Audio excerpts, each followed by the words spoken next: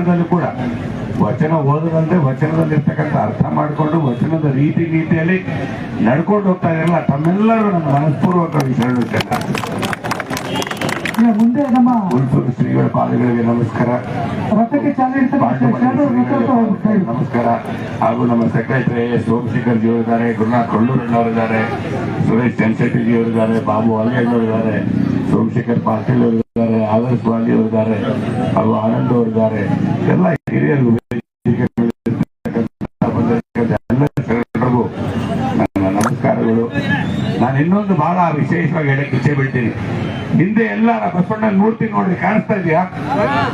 ತಂದೆ ಗುರುಪಾದಪ್ಪ ನಾಗಮಾರಪಳ್ಳಿ ಬಸವರಾಜ ನೇಳಿಗೆ ಅನ್ನೋರ್ಗೆ 11 ದಿವಸ ರಾಮಕೃಷ್ಣ ಹೆಗಡೆಯವ್ರ ಮುಂದೆ ಉಪವಾಸ ಮಾಡಿಸಿ ಅದು ತಂದು ಇವತ್ತು ಇಲ್ಲಿ ಬಸವೇಶ್ವರ ಮೂರ್ತಿಯನ್ನ ನಿರ್ಮಾಣ ಮಾಡ್ತಕ್ಕಂಥ ಕೆಲಸ ಮಾಡಿ ಇವತ್ತು ನಾವು ಅಟ್ಲೀಸ್ಟ್ ಬೀದರಲ್ಲಿ ಬಸವಣ್ಣನ ನಾಡಿನಲ್ಲಿ ನಾವು ಬಸವೇಶ್ವರ ಸರ್ಕಲ್ ಒಂದು ಮೂರ್ತಿಯನ್ನು ಹಾಕ್ತಕ್ಕಂಥ ಕೆಲಸ ಇಲ್ಲ, ಆಗ್ತಕ್ಕಂಥ ಕೆಲಸ ಧರ್ಮದ ಕೆಲಸ ಆಗಿದೆ.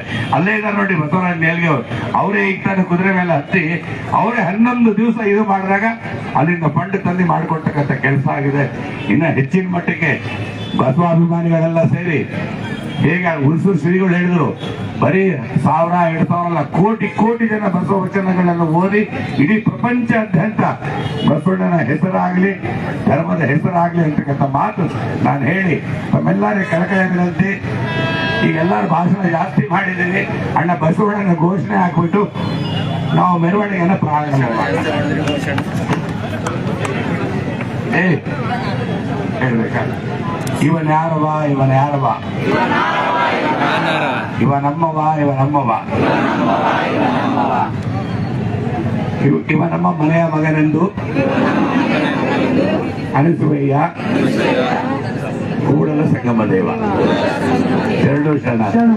ಪೂಜೆ ಡಾಕ್ಟರ್ ಅನಂತಕಪ್ಪನವರು ಒಂದು ಎಡೆ ಪಾತ್ರವನ್ನು ಆಡುವ ಮುಖಾಂತರ ತಮ್ಮೆಲ್ಲರಿಗೂ ಕೂಡ ಆಶೀರ್ವಚನೆ ನೀಡಬೇಕಂತ